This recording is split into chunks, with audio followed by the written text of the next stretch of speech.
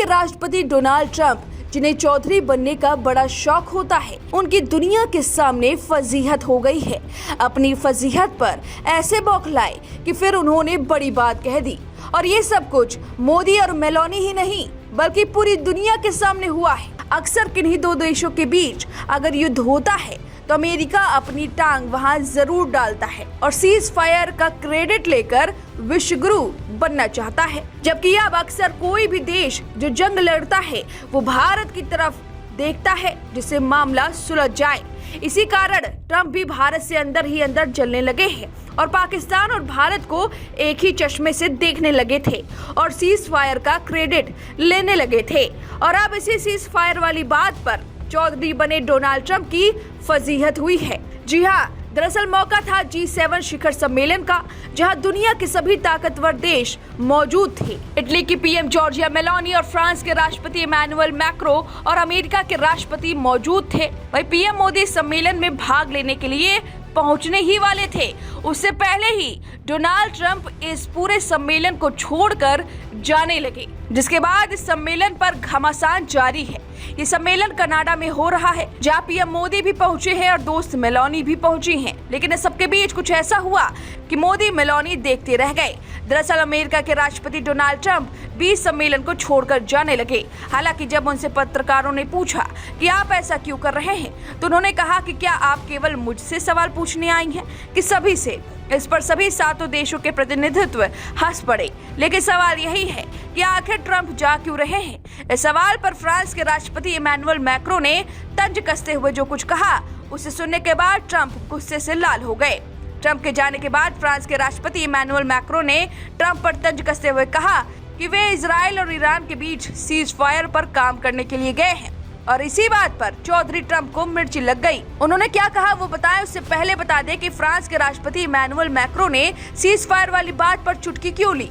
तो बता दें कि माना जा रहा है कि डोनाल्ड ट्रंप दो देशों की लड़ाई में सीज फायर करवा क्रेडिट लेना चाहते हैं और हर जगह उनका वर्चस्व स्थापित करना चाहते हैं। इसी पर माना जा रहा है कि मैक्रो की मंशा थी कि अगर इतने देश यहाँ मौजूद हैं तो डोनाल्ड ट्रंप इस सम्मेलन को छोड़कर क्यों जा रहे हैं। क्या ये महत्वपूर्ण नहीं है? फिर क्या इमैनुअल मैक्रो के तंज पर डोनाल्ड ट्रंप को मिर्ची लग गई और फिर क्या उन्होंने सोशल मीडिया पर जमकर मैक्रो को फटकारने लगे। जी हां, ट्रंप ने इमैनुअल मैक्रो को पब्लिसिटी सीकर कहा है। उन्होंने सोशल मीडिया प्लेटफॉर्म ट्रुथ पर एक पोस्ट शेयर की है। ट्रंप ने लिखा कि प्रचार की चाह रखने वाले फ्रांस के राष्ट्रपति इमैनुअल मैक्रो ने गलती से कहा कि मैं कनाडा में G7 शिखर सम्मेलन छोड़कर वापस जा रहा हूं ताकि इजराइल और ईरान के बीच युद्ध विराम पर काम कर सकूं। गलत बात। उन्हें पता ही नहीं है कि मैं अब वॉशिंगटन क्यों जा रहा हूं, लेकिन यह पक्का है कि इसका सीज फायर से कोई लेना देना नहीं है। इससे कहीं ज्यादा बड़ा काम है। इमैनुअल हमेशा गलत बोलते हैं। दरअसल ट्रंप ने ईरान के लोगों से तेहरान को खाली करने के लिए कहा है। ट्रंप ने कहा है कि अगर ईरान अमेरिका के साथ परमाणु समझौते पर सहमत होता है तो मौजूदा संकट से बचा जा सकता है।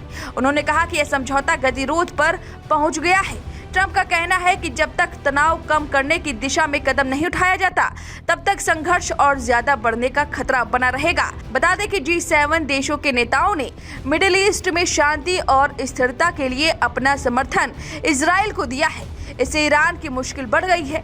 G7 देशों ने कहा कि इजराइल को आत्मरक्षा करने का पूरा अधिकार है और इसके साथ ही शिखर सम्मेलन में जारी एक संयुक्त बयान में G7 नेताओं ने ईरान को क्षेत्रीय अस्थिरता और आतंक का अहम कारण भी बताया है। और अब इस तरह से सीज फायर पर ये पूरी चर्चा हुई, जिसका जवाब डोनाल्ड ट्रंप ने अपने सोशल मीडिया प्लेटफॉर्म से दिया है और इसी सीज फायर पर उन्हें मिर्ची लग गई है। हालांकि जब भी किसी दो देशों में युद्ध होता है तो ये बीच में पहुंच जाते हैं चौधरी बनने के लिए। ऐसा ही कुछ भारत और पाकिस्तान युद्ध के दौरान हुआ था।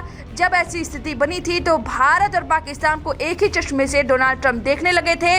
मोदी और शहबाज में उन्हें कोई अंतर नहीं दिख रहा था और उन्होंने ट्वीट करके बकायदा कह दिया था कि सीज फायर उन्होंने करवाया है। हालांकि फिर हमारे डेलीगेशन पूरी दुनिया में जाकर ये बताया कि आखिर ये सीज फायर हुआ कैसे और इसमें किसका योगदान है कि भारत के बिना, भारत की सहमति के बिना ये सीज फायर हो ही नहीं सकता था और ये विराम है जब तक पाकिस्तान की दुम सीधी है। अब इस पूरे खबर पर आपकी जो भी राय है हमें कमेंट करके जरूर बताएं। वीके न्यूज़, राष्ट्र के नाम।